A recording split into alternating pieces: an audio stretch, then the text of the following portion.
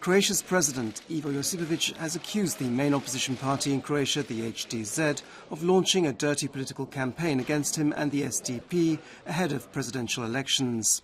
HDZ leader Tomislav Karamarko yesterday compared the Social Democratic Party to a criminal organization, while HDZ General Secretary Milijan Brkić, in a newspaper article published yesterday, claimed that the Croatian president was involved in a love triangle, with the judge presiding over the Fimi Media trial, Ivana Čalić. Josipovic has dismissed Brkić's claim as nonsense. The Croatian Association of Hospital Doctors has carried out a study on the consequences of the new health sector collective agreement, which concludes that Croatia's health system is on the point of collapse. The research claims that with the introduction of shift work for doctors, the number of operations being conducted has dropped dramatically compared to the same period last year, and that savings being made on overtime hours have resulted in too few doctors being on call. Following his extradition on Friday, the Supreme Court in Karlsruhe decided yesterday that former Yugoslav spy Josip Perković be held in investigative custody pending his trial for the 1983 murder of Croatian dissident Stjepan Jureković. German state prosecutors have announced that they will issue the indictment against Perković very soon. A member of the government team negotiating with Hungary's MOL over the future of the INA oil and gas company, Mladen Pejnović, has commented on media claims that the Russian company Rosneft is interested in buying MOL's stake in INA. Pejnović confirmed that he was in contact with the Russian company and that he had been told no deal would be made through the media.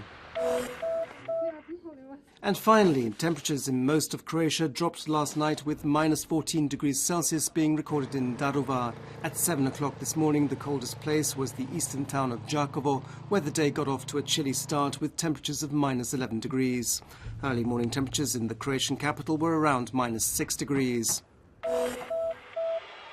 In sport, at the European Handball Championships in Denmark, Croatia plays Spain for the bronze medal this afternoon. The game begins at 3 p.m. The final between France and Denmark will begin at 5:30 p.m. In ice hockey, Zagreb's Medveščak beat the Russian team Lokomotiv from Yaroslav 1-0 yesterday. Medveščak, with 84 points, now has jumped to 5th place in the Western Conference of the KHL, 1 point lower than 4th-placed Donbass.